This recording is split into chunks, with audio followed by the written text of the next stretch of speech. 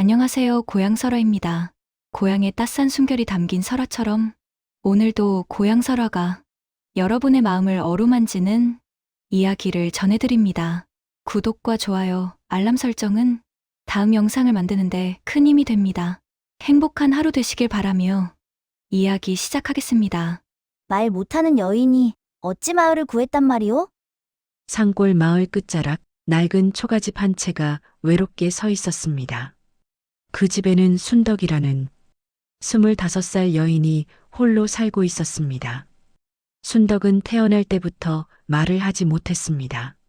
아니, 못하는 것이 아니라 하지 않았다는 것이 더 정확한 표현이었습니다.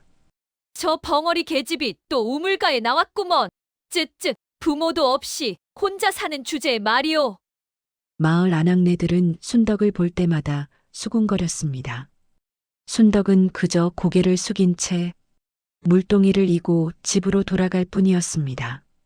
그녀의 눈빛은 깊은 산속 샘물처럼 맑았지만 아무도 그 눈을 제대로 들여다보지 않았습니다. 어느 날 마을 아이들이 순덕의 집 앞에서 돌을 던지며 놀렸습니다.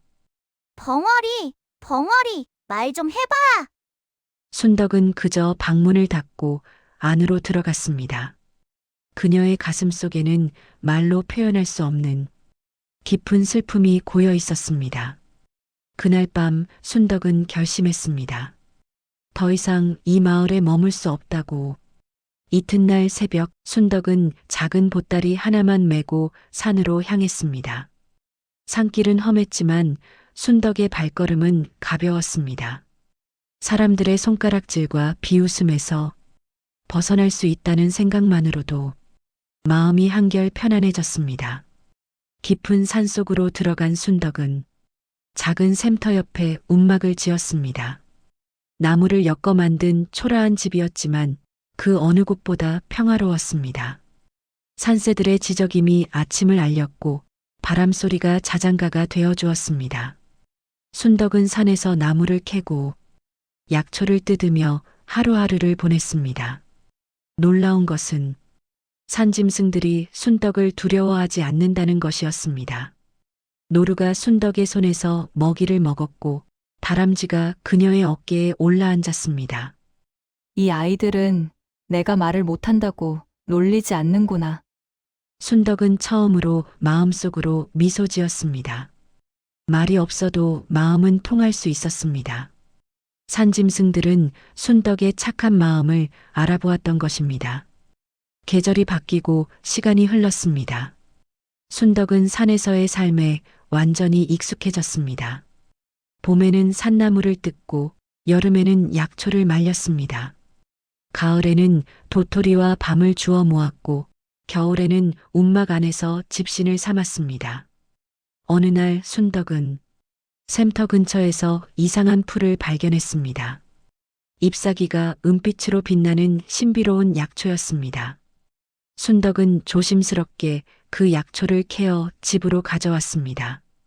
그날 밤 순덕은 꿈을 꾸었습니다.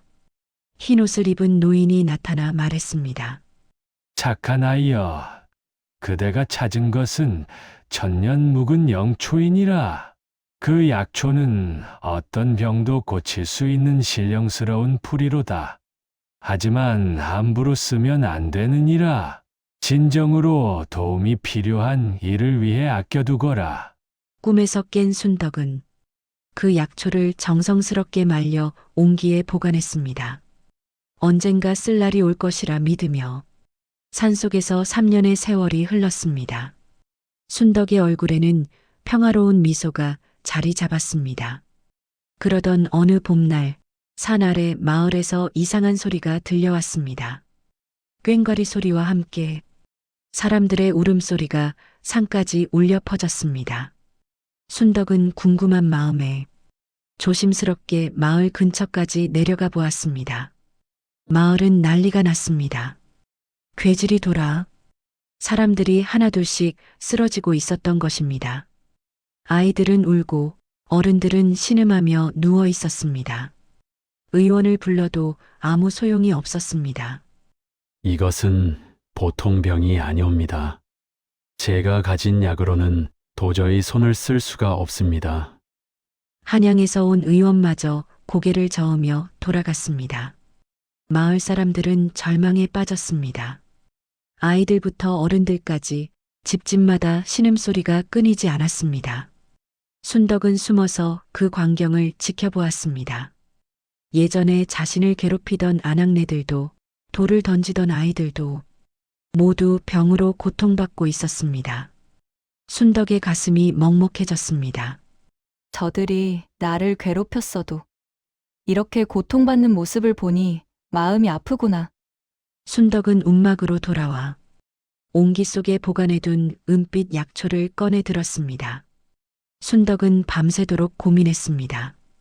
내가 저 사람들을 도와야 할까?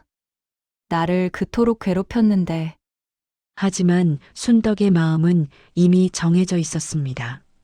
착한 마음씨를 가진 그녀는 남의 고통을 외면할 수 없었습니다. 더욱이 그 약초는 바로 이럴 때 쓰라고 주어진 것이 아니겠습니까? 순덕은 정성스럽게 약초를 다렸습니다. 은빛 약초에서 향긋한 향이 피어올랐습니다. 약을 다 달인 순덕은 큰 항아리에 담아지게 지고 마을로 내려갔습니다. 새벽 일찍 순덕은 마을 우물가에 약 항아리를 내려놓았습니다. 그리고 나뭇가지로 땅에 글자를 썼습니다. 이 약을 드시면 병이 낫습니다. 하루에 한 사발씩 드십시오. 순덕은 글을 쓸 줄 알았던 것입니다. 말은 못해도 어릴 적 돌아가신 어머니께서 가르쳐 주신 글을 기억하고 있었습니다. 제일 먼저 우물가에 나온 것은 마을의 박첨지였습니다. 이게 무슨 약이란 말인가? 누가 갖다 놓은 것이오? 사람들이 하나둘 모여들었습니다. 모두들 의심스러운 눈초리로 약 항아리를 바라보았습니다. 혹시 독약이 아니겠소? 누가 우리를 해치려고 놓은 것은 아닐까? 그때 병으로 아들을 잃게 생긴 김씨 아낙네가 나섰습니다. 어차피 이대로 있으면 우리 아이는 죽습니다. 제가 먼저 마셔보겠습니다. 김씨 아낙네는 떨리는 손으로 약을 떠서 마셨습니다. 그리고 집으로 달려가 아들에게도 먹였습니다. 놀라운 일이 벌어졌습니다. 한 시즌도 되지 않아 아이의 열이 내리고 안색이 좋아지기 시작한 것입니다. 어머니, 배가 고파요. 아이가 나흘 만에 처음으로 말을 했습니다. 김씨 아낙네는 눈물을 흘리며 아이를 껴안았습니다. 소문은 삽시간에 퍼졌습니다. 마을 사람들이 너도나도 우물가로 달려와 약을 마셨습니다. 그리고 하나같이 병이 나았습니다. 참으로 신기한 일이었습니다. 마을 사람들은 궁금해졌습니다.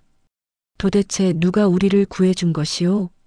마을의 젊은이들이 산으로 올라가 주변을 살폈습니다.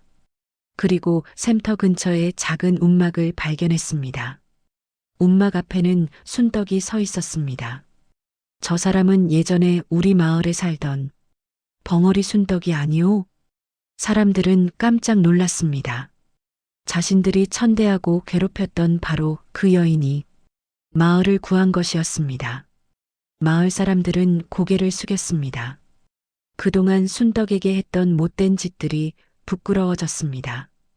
박 씨가 앞으로 나서며 말했습니다. 순덕이, 아니 순덕 낭자.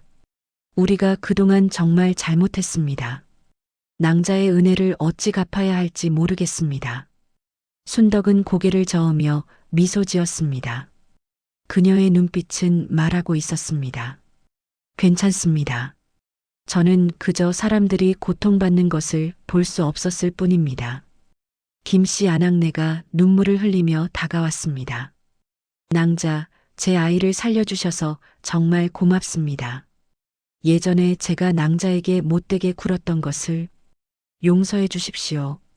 순덕은 김씨 아낙네의 손을 꼭 잡아주었습니다. 그날 이후 마을 사람들은 변했습니다.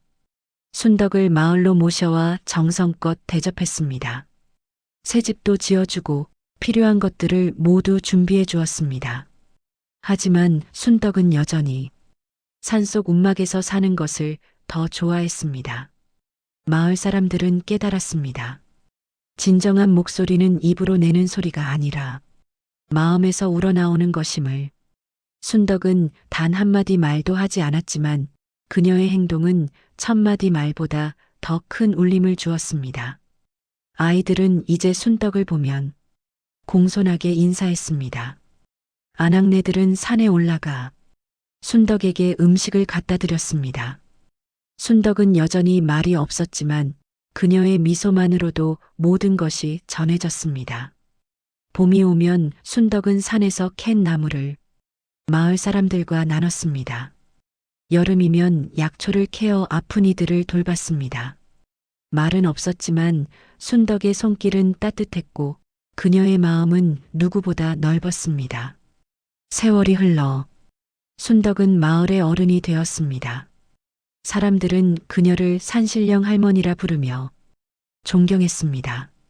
어느 날 어린 손자를 데리고 산에 오른 할머니가 아이에게 말했습니다.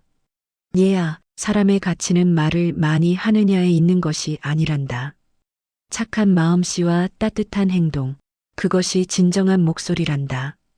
순덕은 여전히 말없이 미소 지으며 아이의 머리를 쓰다듬어 주었습니다. 바람이 불어왔습니다. 나뭇잎이 바스락거리는 소리, 새들이 지저귀는 소리, 샘물이 졸졸 흐르는 소리. 그것이 바로 순덕의 목소리였습니다. 자연과 하나 되어 살아가는 순덕의 삶 자체가 가장 아름다운 이야기였습니다.